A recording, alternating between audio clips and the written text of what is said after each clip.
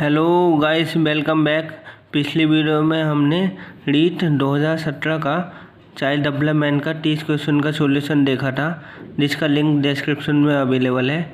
आज की वीडियो में हम 2015 का साइंस का 30 क्वेश्चन का सॉल्यूशन देखेंगे। तो चलिए, आगे बढ़ने से पहले प्लीज़ वीडियो को लाइक कर देना, चैनल को सब्सक्राइब कर देना और बेल आइकन को दबाना ना भूलिएगा। तो चलिए पहला क्वेश्चन देखते हैं। पहला क्वेश्चन यहाँ से है साइंस के। ये बोला है, क्या होता है जब शुष्क बुझे हुए चूने की अभिक्रिया हम क्लोरीन गैस के साथ करवाते हैं। तो 4 ऑप्शन दे रखा है, देख लीजिए। इसमें हमें सिर्फ रिएक्शन बतानी है क्या बनेगा। जैसे बुझा हुआ चूना हो गया CaOH का होल ट्वाइस, कैल्शियम हाइड्रोक्साइड, और Cl2 मतलब क्लोरीन गैस। तो यहाँ से बन गया CaOCl2। ये क्या बन गया, कैल्शियम ऑक्सीक्लोराइड, इसे विरंजक चूर्ण भी बोलते हैं, प्लस ये बन गया जल, यानी ऑप्शन हो गया इसका ए। अब जैसे यहाँ बेकिंग सोडा दे रखा है, खाने का सोडा, तो इसका फॉर्मूला क्या होता है, NaHCO3। ढावन सोडा क्या हो गया, Na2CO3। इसके साथ 10 अणु पानी के भी होंगे, सही है। प्लास्टर ऑफ पेरिस का हो गया CaSO4.12H2O। और इसकी जगह अगर 2 होता तो ये जिप्सम का होता, यानी अगर CaSO4.2H2O, ये जिप्सम का फॉर्मूला है, जिप्सम का। इसे बोलते हैं सोडियम हाइड्रोजन कार्बोनेट, इसे सोडियम कार्बोनेट, ठीक है, सोडियम कार्बोनेट। चलिए नेक्स्ट क्वेश्चन देख लीजिए। ये बोला, जीव विज्ञान यानी बायोलॉजी के जनक किसको बोलते हैं, अरस्तु को बोलते हैं, ठीक है। और जो बाकी का ऑप्शन जैसे ये है थियोफ्रेस्टेस, इन्हें बोलते हैं वनस्पति विज्ञान का जनक। और जो बाकी के ऑप्शन है ये देख लीजिए आप। ये जैसे लेमार्क दे रखा, इन्हें बोलते हैं आनुवांशिकी के अर्जित गुणों का सिद्धांत दिया था इन्होंने। और जो चार्ल्स डार्विन है, इनको बोलते हैं जैव विकास का सिद्धांत दिया था इन्होंने।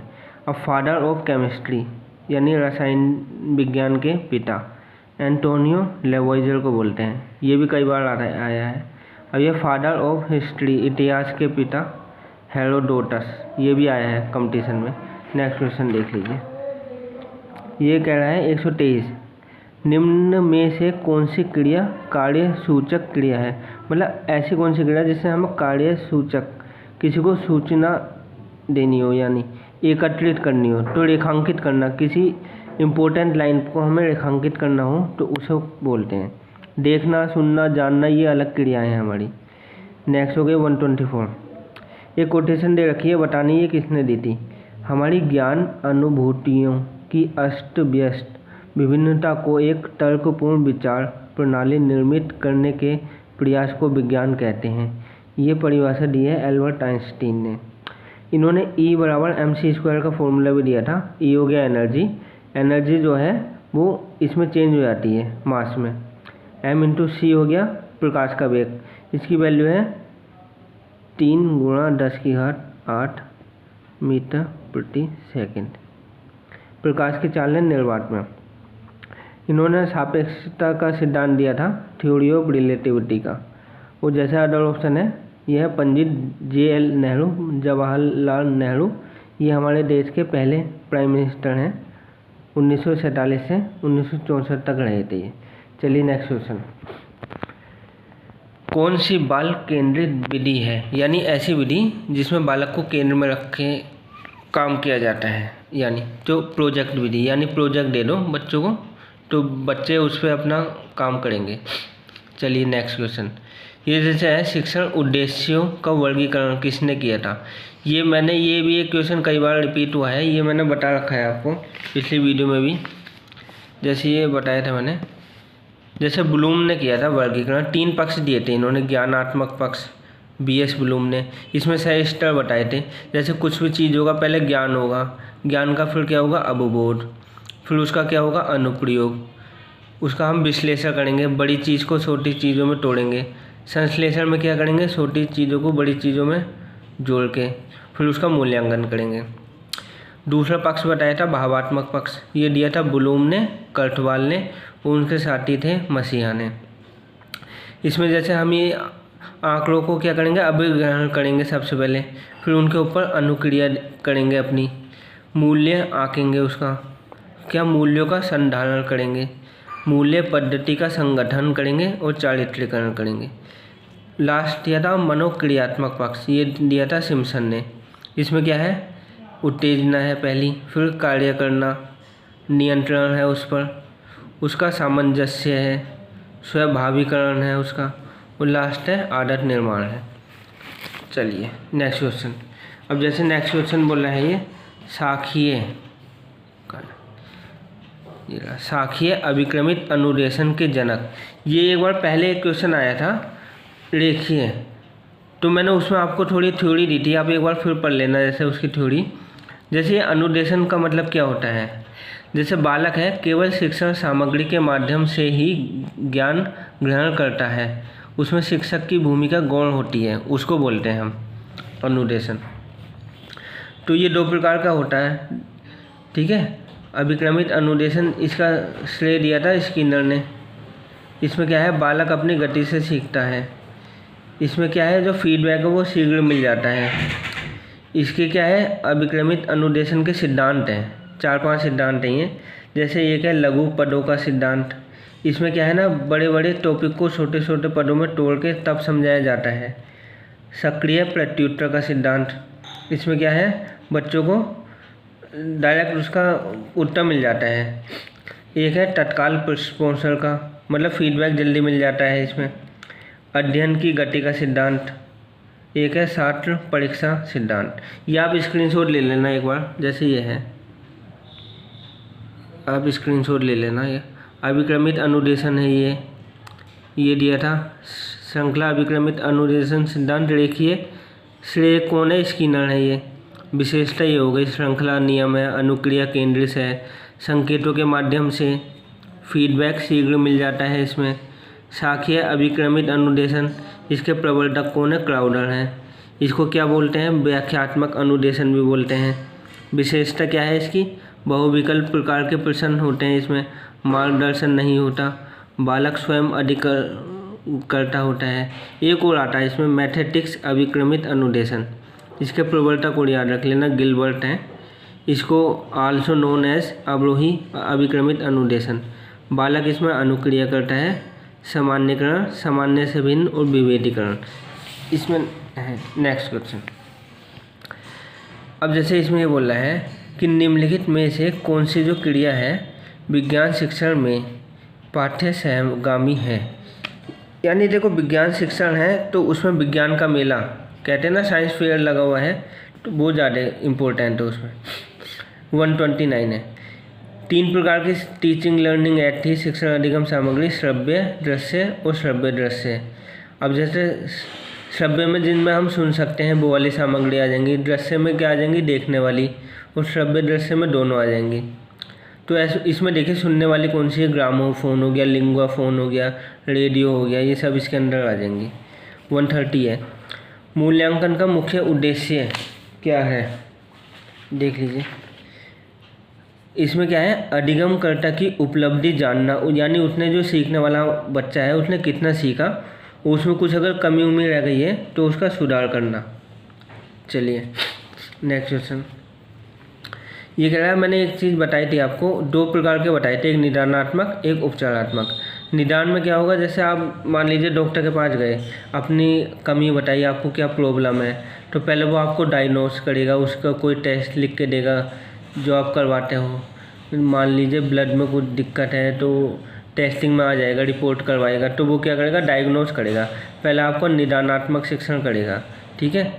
और उपचारात्मक शिक्षण बोला ना, किसका अंतिम चरण, यानी निदान के बाद ही उसका उपचार होगा, उसके बाद ही आप रिपोर्ट दिखाओगे तो वो बताएगा ये है, तो फिर उस हिसाब से दवाई देगा वो आपको, यानी लास्ट में क्या होगा, उपचारात्मक शिक्षण है इसका। नेक्स्ट है 132। निम्नांकित में से पौधे का कौन सा भाग अगुणित, यानी जो गुणित ना हो, गुणों में ना हो, तो युग्मक है, ए ऑप्शन। अब देख लीजिए ये क्या है, जैसे निम्नांकित 3 प्रकार के जीवाणु दे रखे हैं।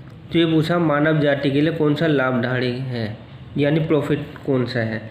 तो कोई लोग 4-5 प्रकार से रोग हो सकते हैं हमें, वायरस की वजह से, जीवाणु की वजह से, प्रोटोजोआ की वजह से, कवक की वजह से। देख लीजिए, तो जो दूध में आपने नाम सुना होगा जैसे लैक्टोबैसिलस जीवाणु होता है, एक और होता है आपने इसका नाम कम सुना होगा, स्ट्रेप्टोकोकस लैक्टिस। ये दोनों एक प्रकार के जीवाणु हैं। तो दूध से दही जो बनता है ना, वो इसी की वजह से बनता है, यही जीवाणु बनाता है। तो ये फायदेमंद है हमारे लिए। अब देखो जठर रस है, उसमें कौन कौन से एंजाइम होते हैं ये हमको बताना है। तो देखिए इसका ऑप्शन पहला है, जैसे पेप्सिन एंजाइम है। तो ये किस चीज़ का पाचन करता है हमारे शरीर में, जैसे प्रोटीन है, दालों में प्रोटीन है, सबसे ज़्यादा प्रोटीन सोयाबीन में है। तो प्रोटीन का पाचन हम कौन सा एंजाइम करता है, पेप्सिन एंजाइम करता। और लाइपेज है, जितने प्रकार की तेल है, घी आप खाते हैं, ये सब वसा होती है इसके अंदर। तो वसा का पाचन करता है लाइपेज एंजाइम। रेनिन, दूध में कौन सा पाया जाता है, कैसीन प्रकार का एंजाइम। तो ऑप्शन ए हो गया इसका। 135 है, ये कह रहा है निम्नलिखित में से पाठकों के लिए कौन सा सूक्ष्म मात्रिक पोषक पदार्थ है, यानी माइक्रोन्यूट्रिएंट बताना हम, पोषक तत्व जो इम्पोर्टेंट है। जैसे बोरॉन हो गया, संकेत तो पता ही होगा आपको, बी से लिखते हैं इसके। कॉपर को लिखते तांबा Cu, आयरन को लिखेंगे Fe, मैंगनीज को लिखेंगे Mn, यानी ये हो गया बी बोरॉन। कॉपर हो गया, ये क्या हो गया, आयरन हो गया। मैंगनीज का क्या हो गया, Mn हो गया। ठीक है, मोलिब्डेनम का M और स्मॉल o हो गया। जिंक का क्या हो गया, Zn हो गया। सही है। निकल का हो गया Ni, क्लोराइड का क्या हो गया, Cl। यानी इन पोषक तत्व की कम ज़रूरत पड़ती है पौधों को। और जैसे ये मैक्रो पोषक तत्व है, मतलब बृहद न्यूट्रिएंट। NKP आपने सुना होगा, N से क्या हो गया, नाइट्रोजन, K से क्या हो गया, पोटेशियम, P से क्या हो गया, फास्फोरस, कैल्शियम का Ca हो गया, मैग्नीशियम का क्या हो गया, Mg हो गया, सल्फर का क्या हो गया, S हो गया। यानी इनकी ज़्यादा ज़रूरत होती है। अब इन्होंने क्या पूछा है, इन्होंने सूक्ष्म मात्रिक जो यानी कम की ज़रूरत होती है। तो मैंगनीज की कम ज़रूरत होती है, यानी बी। 136, जैसे पुरुष हैं उनमें कौन सी कोशिकाएं वृषणीय हार्मोन्स यानी एंड्रोडन का संश्लेषण एवं श्रवण करती हैं। तो 4 ऑप्शन में देख लीजिए, लैंडिंग कोशिकाएं हैं। आप इसमें 2 याद रख लेना, ये क्वेश्चन एग्जाम में कई बार आए हैं।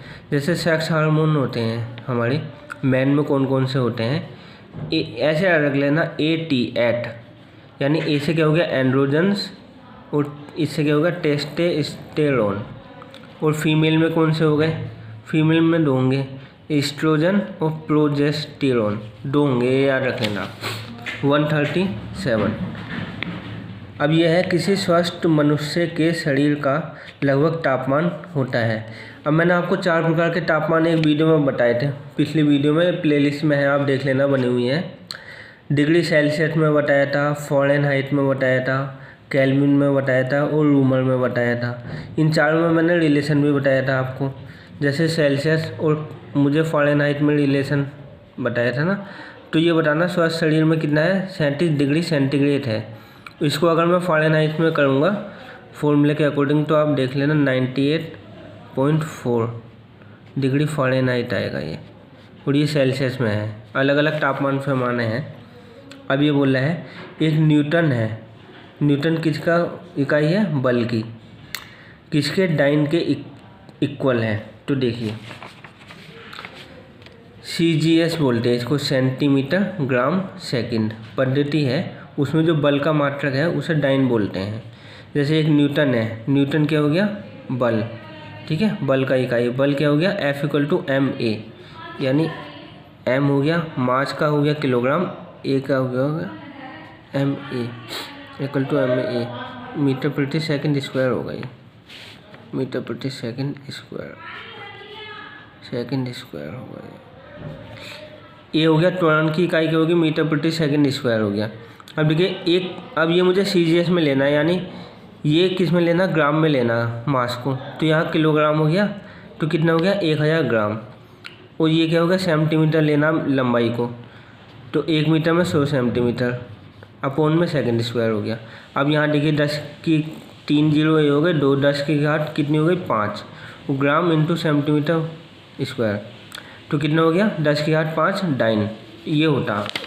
और एक और देख लीजिए, जूल का भी कभी कभी पूछ लेता। जूल कितना होता है, F इक्वल टू बल गुणा विस्थापन। तो ये कितना हो गया, बल हो गया F गुणा विस्थापन हो गया D। ठीक है, बल का भी हमने पीछे निकाला था, किलोग्राम मीटर प्रति सेकंड स्क्वायर हो गया। ठीक है, और डिस्टेंस की क्या हो गई, मीटर हो गई। अब यहाँ भी लगा दीजिए, किलोग्राम की कितनी हो गई 1000। ठीक है, मीटर की कितनी हो गई 100 ये हो गई, 100 ये हो गई, यानी 10 की घात कितनी हो गई 60। अब ये 1 जूल बराबर होता है 10 की घात 60 अर्ग, ये भी याद रख लेना आप। इसका आंसर कितना हो गया बी। अब ये कह रहा है निम्न में से कौन सी ऊष्मा संचरण की विधि में आवश्यक रूप से माध्यम की आवश्यकता नहीं होती है। अब 3 प्रकार की होती हैं, जैसे हो गया कंडक्शन, ये हो गया कन्वेक्शन, और ये हो गया रेडिएशन। ये सामान्यतः ठोस में पाई जाती है, ये वाली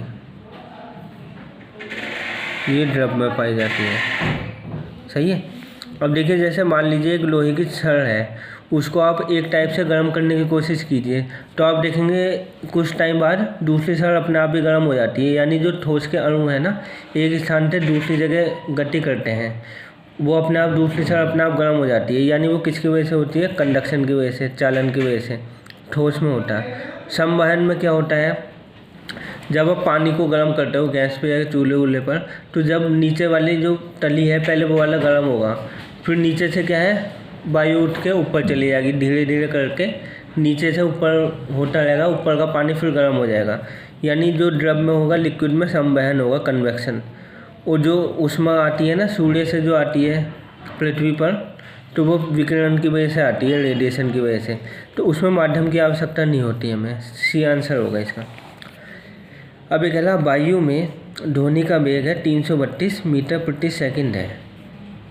यदि हमने वायु के दाब को दुगना कर दिया जाए, यानी प्रेशर को डबल कर दिया, तो ध्वनि के वेग पे कोई इफेक्ट नहीं पड़ता, यानी प्रेशर पे इंडिपेंडेंट होता। तो आंसर हो गया डी। अभी कह रहा है जो पृथ्वी के पृष्ठ से पलायन वेग मतलब वो होता है कि मतलब हमने पृथ्वी पर इस वेग से किसी वस्तु को फेंको कि वो पृथ्वी के गुरुत्वाकर्षण को छोड़ के बाहर निकल जाए पृथ्वी से। ठीक है, तो इतनी तेज़ क्या होता है, यानी अगर हमने 11.2 किलोमीटर प्रति सेकंड, यानी 1 सेकंड में इतने किलोमीटर की स्पीड से अगर कोई चीज़ फेंकी जाए तो वो पृथ्वी से बाहर चली जाएगी। यही पृथ्वी का पलायन वेग है। इसका फॉर्मूला होता है अंडर के अंदर 2 × G × RE।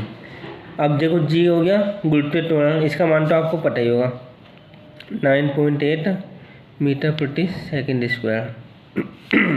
और RE क्या हो गया पृथ्वी की त्रिज्या, ये होती है 6378 किलोमीटर।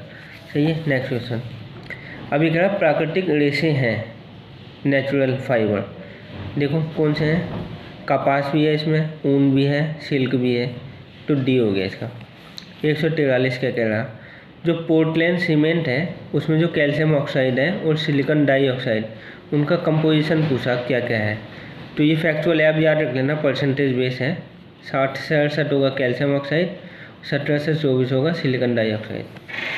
अब ये जैसे आप मोबाइल में चलाते हो, लैपटॉप में चलाते हो, आप जिस चीज़ में मोबाइल चलाते हो मतलब, तो वो होते वेब ब्राउज़र होते हैं।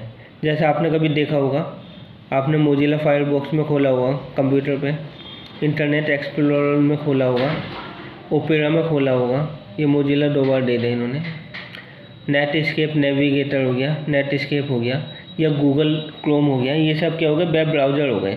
तो इसका आंसर क्या हो गया, उपयोग सभी है, ये सब हो जाएंगे।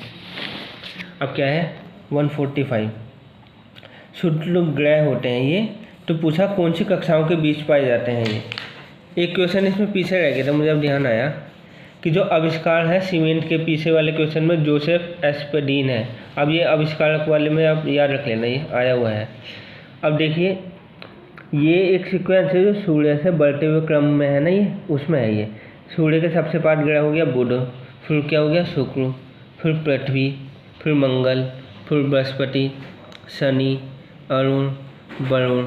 एक क्या था, एक यम ग्रह और था, वो अब हटा दिया 2006 में, हटा दिया उसे। तो क्षुद्र ग्रह जो है ना मंगल और बृहस्पति के बीच यहाँ पाए जाते हैं। हमारा आंसर हो गया ये। अब जैसे आप एक दो क्वेश्चन बताइए, जैसे इसमें क्या है, पृथ्वी का एकमात्र उपग्रह है चंद्रमा है। तो जैसे बुध और शुक्र हैं, इनका कोई भी उपग्रह नहीं है। और मंगल के क्या हैं, 2 उपग्रह हैं, याद आप, फोबोस और डीमोस, 2 प्रकार के उपग्रह हैं। और शनि का एक उपग्रह है टाइटन, ठीक है। और इसमें क्या है, जैसे पृथ्वी को नीला ग्रह कहते हैं, ये तो आपको पता ही है। पृथ्वी की जुड़वा बहन क्या है, शुक्र है, ये भी पता होगा। सांझ का तारा, भोर का तारा, इसे बोलते हैं हम। पृथ्वी की जुड़वा बहन यही हो गई। ये हो गया, लाल ग्रह हो गया। बस आगे नेक्स्ट क्वेश्चन 146। ये कह रहा है निम्नलिखित में से सोनार जो तकनीक है वो किस काम में ली जाती है। तो पहले आप इसका एप्लीकेशन देख लीजिए। जो सोनार है, जल में जो स्थित है पिंड हैं उनकी दूरी, दिशा और चाल नापने के लिए होती है। इसकी आप थोड़ी देख लीजिए। सोनार की फुल फॉर्म क्या हो गई, एसओ से बन गए साउंड, नेविगेशन एंड रेंजिंग। इसमें क्या होता है ना, अल्ट्रा वायलेट वेव्स का यूज होता है। प्रश्रव्य तरंगें 3 प्रकार की होती है ये। जैसे हो गया अपश्रव्य, जिनकी आवृत्ति क्या है ना 20 हर्ट्ज से कम होती है। हर्ट्ज आएगा यहाँ, 20 हर्ट्ज से कम आवृत्ति वाली आ जाएंगी इसके अंदर। श्रव्य तरंगें जिन्हें हम सुन सकते हैं ऑडियोबल रेंज, इसके बीच में हम 20 हर्ट्ज से 20,000 हर्ट्ज के बीच की आवृत्ति को हम सुन सकते हैं। और पराश्रव्य तरंगें जिन्हें चमगादड़ सुन सकती हैं, ये 20,000 से अधिक की तरंगें। तो जैसे आपने पढ़ा होगा चाल बराबर दूरी बटे समय। इसमें क्या होगा, अब आपको जैसे कोई साउंड होगी उसकी क्या होगी, कोई स्पीड होगी, ठीक है। और मान लो कोई समुद्र के नीचे कोई ऑब्जेक्ट है, ठीक है। वो अगर वो जो होगी ना वेव वहाँ टकरा के वापस आएगी, उसमें क्या करेंगे हम अपना टाइम नोट कर लेंगे, कितने सेकंड में गई, कितने सेकंड में आई, दोनों टाइम नोट कर लिया। स्पीड हमारे पास होगी तो वहाँ से हम डिस्टेंस फाइंड आउट कर लेंगे कितनी है। ये यूज होता है इसका। नेक्स्ट जगह नीचे एक अभिक्रिया दे रखी है, तो हमें 4 ऑप्शन दे रखे, क्या होगा। अब देखो इसमें पूछा कौन से ऑप्शन असत्य है, आप पहले देख ले कौन से सही है। जैसे अब देखो, जैसे PbO है, लेड ऑक्साइड है, इसमें से O क्या है, O हट के किसके पास चला गया, कार्बन के पास चला गया। तो यानी क्या है ना, लेड के साथ क्या हो गया, अपचयित हो गया। यानी अगर उसके साथ ऑक्सीजन हटेगा तो उसका अपचयन हो जाएगा, ठीक है। अब ये सी है, कार्बन के साथ क्या है, ऑक्सीजन जुड़ गया है, तो उसमें क्या होगा, कार्बन डाइऑक्साइड, ये क्या होगा, उपचयित हो रही है। यानी ये 2 ऑप्शन तो हमारे सही है। अब देखिए कार्बन उपचयित हो रही है, ठीक है, कार्बन थोड़ी है, वो तो कार्बन डाइऑक्साइड है, यानी ये गलत हो गया। अब लेड ऑक्साइड मतलब ये अपचयित हो रहा है, लेड ऑक्साइड नहीं हो रहा, लेड हो रहा है, सीखा, क्योंकि इसके साथ O हट गया है इसके साथ। तो देख लीजिए ऑप्शन बी और डी इसमें गलत हो गए। नेक्स्ट ये एक इक्वेशन दे रखी है, आयरन सल्फेट, इसके साथ 7 अणु है पानी के। इसे हीट दिया, M प्रोडक्ट बना, फिर दोबारा हीट दिया तो x + y + z, तो इनके मान बताने हैं। इसमें क्या करेंगे ना, इक्वेशन लिख लेंगे सबसे पहले। ऊष्मा देंगे तो इसमें से क्या करेंगे ना, पानी के अणु क्या उड़ जाएंगे, यहाँ से पानी भाप से उड़ जाएगा, तो ये क्या बनेगा 2FeSO4। फिर दोबारा ऊष्मा देंगे हम, तो देखिए यहाँ से क्या बनेगा Fe2O3, सही है, प्लस SO2 और प्लस SO3। यहाँ देखिए मिला लीजिए, Fe के कितने अणु हैं, 2 हो गए, Fe2।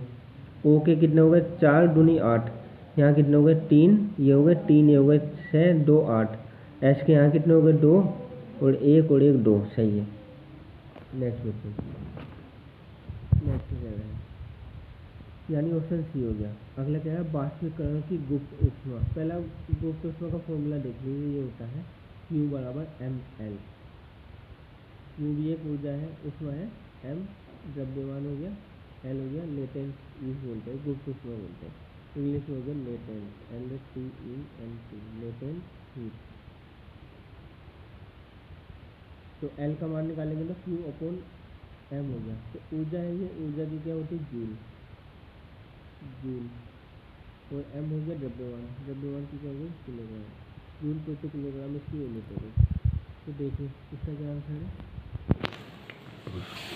इसकी क्या परिभाषा है, जो वह ताप है वह ताप की वह मात्रा जो 1 किलोग्राम द्रव है, मतलब लिक्विड है, को वायुमंडलीय दाब जो एटमॉस्फेरिक प्रेशर है और द्रव के क्वथनांक पर गैसीय अवस्था में, मतलब उसको गैस अवस्था में परिवर्तन के लिए आवश्यक है, उसे बोलते हैं वाष्पीकरण की गुप्त ऊष्मा।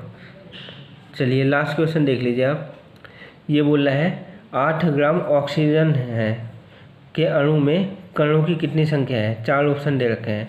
इसमें क्या करेंगे हम, देखिए इसमें क्या करेंगे, ये कह रहा है जैसे अवोगाड्रो संख्या आपने पढ़ी होगी 6.022 × 10⁻23 होता टोटल, ठीक है। अभी क्या है 8 ग्राम ऑक्सीजन का अणु है, ठीक है। ऑक्सीजन को क्या लिखेंगे, O2, ठीक है। ऑक्सीजन का परमाणु क्रमांक कितना हो गया, परमाणु क्रमांक ऑक्सीजन का कितना हो गया 8, और परमाणु भार कितना हो गया ऑक्सीजन का 16, और O2 है यानी इसमें 2 की गुणा कर दो, 8 दूनी मतलब 16 दूनी 32 हो गया, ठीक है। अब क्वेश्चन में क्या कितना है, 8 ग्राम है, तो 8 ग्राम के लिए हमने क्या करा ना, 32 को 4 से भाग कर दिया, सही है। तो 8 ग्राम का बन गया, तो इसको 4 से भाग कर देंगे तो कितना हो जाएगा 1.5055 × 10⁻23, यानी हमारा आंसर क्या हो गया 1.51 × 10⁻23 अणु, यानी आंसर क्या हो गया हमारा बी हो गया। तो चलिए अगर आप बताना कैसी लगी आपको ये वीडियो।